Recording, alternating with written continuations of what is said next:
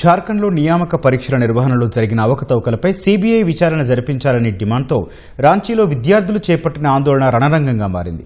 ఈ డిమాండ్తో అసెంబ్లీ ముట్టడికి బయలుదేరిన విద్యార్థులను పోలీసులు మార్గ మధ్యలోనే అడ్డుకున్నారు. ఒక దశలో పోలీసులు జల ఫిరంగులు ప్రయోగించారు, లాఠీ చార్జ్ చేశారు. వివిధ మార్గాల్లో అసెంబ్లీ వైపు వెళ్లిన వేలాది మంది విద్యార్థులు తమ డిమాండ్లు నెరవేరే వరకు పోరాటాన్ని ఆపేది లేదని తేల్చి చెప్పారు.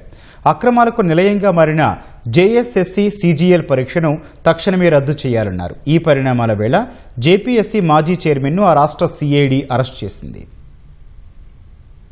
జార్ఖండ్ రాజధాని రాంచీలో జేపీఎస్సీ, జేఎస్ఎస్సీ అభ్యర్థులు చేపట్టిన అసెంబ్లీ ముట్టడి తీవ్ర ఉద్రిక్తతలకు దారితీసింది. నియామక పరీక్షల నిర్వహణలో జరిగిన అవకతవకలపై సీబీఐ విచారణ జరిపించాలనే డిమాండ్తో అసెంబ్లీ ముట్టడికి బయలుదేరిన విద్యార్థులను పోలీస్ సిబ్బంది ఎక్కడికక్కడ అడ్డుకున్నారు. జాతీయ జెండాలు, ప్లెకార్డులు చేతబూని విద్యార్థులు అసెంబ్లీ వైపు కదిలారు. ఈ దశలో పోలీసులకు విద్యార్థులకు మధ్య తోపులాట జరిగి పరిస్థితి ఉద్రిక్తంగా మారింది. బారికేడ్లను ఛేదించుకొని వస్తున్న నిరసనకారులను చెదరగొట్టేందుకు పోలీసులు వారిపై జలఫిరంగులు ప్రయోగించారు.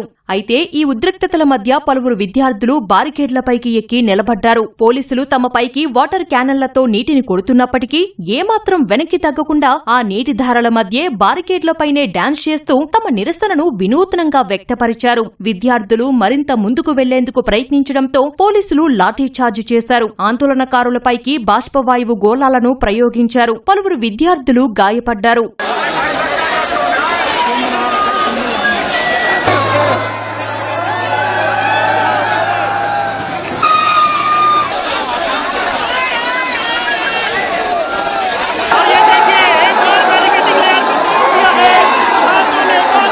పీఎస్సీ, జేఎస్ఎస్సీ పరీక్షల్లో అవకతవకల వ్యవహారంపై కొన్ని రోజులుగా ఆమరణ దీక్ష చేస్తున్న జేఎల్కేఎం నేత దేవేంద్రనాథ్ మహతో బరువు 10.5 కిలోలు తగ్గినప్పటికీ అంబులెన్స్లో ఈ ర్యాలీలో పాల్గొన్నారు. మాజీ ముఖ్యమంత్రి శిబు సోరెన్ చిత్రపటాన్ని చేతపట్టుకుని కనిపించిన ఆయన అసెంబ్లీ మార్గంలో బారికేడ్లు ఏర్పాటు చేయడంపై అభ్యంతరం వ్యక్తం చేశారు. విద్యార్థుల భవిష్యత్తును దృష్టిలో ఉంచుకుని ప్రభుత్వం వారికి అనుకూలంగా సరైన నిర్ణయం తీసుకోవాలని డిమాండ్ చేశారు. ఢిల్లీలోని జంతర్ మంతర్ వద్ద ఇటీవల చోటు చేసుకున్న ఉద్రిక్త పరిస్థితులు జార్ఖండ్లో జరగకూడదని కోరుకుంటున్నట్లు చెప్పారు. విద్యార్థుల డిమాండ్లను ప్రభుత్వం పూర్తిగా నెరవేర్చే వరకు నిరాహార దీక్షను విరమించే ప్రసక్తే లేదని దేవేంద్రనాథ్ మహతో స్పష్టం చేశారు. జేఎస్ఎస్సీ, సీజీఎల్ పరీక్షను రద్దు చేయడం సహా తమకు న్యాయం జరిగే వరకు ఈ ఆందోళనను ఆపేదే లేదని విద్యార్థులు స్పష్టం చేశారు. ఈ నిరసనలతో రాంచీ వీధుల్లో హైటెన్షన్ వాతావరణం నెలకొంది. ఈ మొత్తం వ్యవహారంపై సీబీఐ విచారణ జరిపించాలన్న తమ డిమాండ్ నెరవేరే వరకు వెనక్కి తగ్గేది లేదని విద్యార్థులు తేల్చి చెప్పారు.